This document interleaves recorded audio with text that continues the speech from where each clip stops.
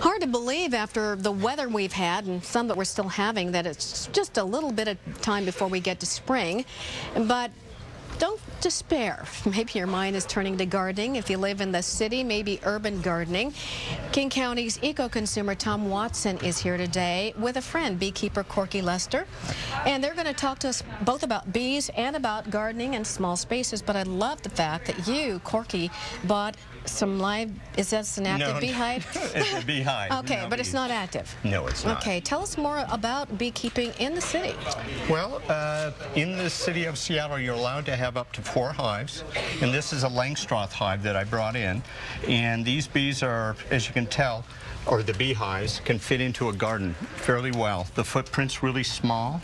So you just put this in your garden and do something special to attract the bees? Or? No, we add bees into this. You can buy a package of bees, place that in there, and the bees will grow from there from probably 10,000 bees up to about 50,000 bees. And they will stay in this area? They'll stay right in there. They'll be your bees. And they'll pollinate the yards and the neighborhood. What are the restrictions from the city standpoint? Do I have to get a license or?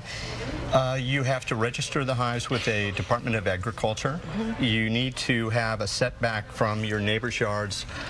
There's a couple ways you could do it. 25 feet from a neighbor's side of their house, or if you're closer, you need to have a 6-foot barrier between the hive and the neighbor's yard. Interesting, very interesting. And we know that the bees help pollinate all of the things we like to grow.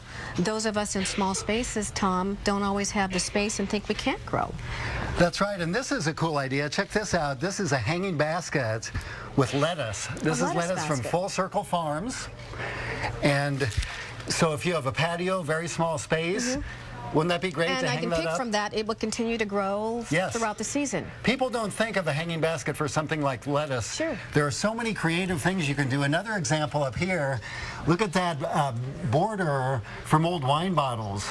So if you're doing a little drinking, or just recycle. There are all kinds of things. I've seen people layer them. And this is a raised bed This is concept. a raised bed, so that would be just right on a border on your grass, and then you can have a real curvy design that way.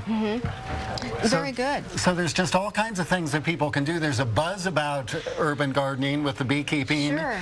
There's using small spaces. This is the honey that that Corky brought to show the different kinds of, it's a different color. Right, it depends on what is in your yard, right? And I was going to ask you, Corky, the flavor is different, but do you actually get the honey from your own hive? Yes, these are from 2 different hives in 2 different neighborhoods. And these bees, as you can tell, there's 2 different colors, and it's 2 different nectar sources, so the flavors are completely different. Very interesting, and I wish we had more time.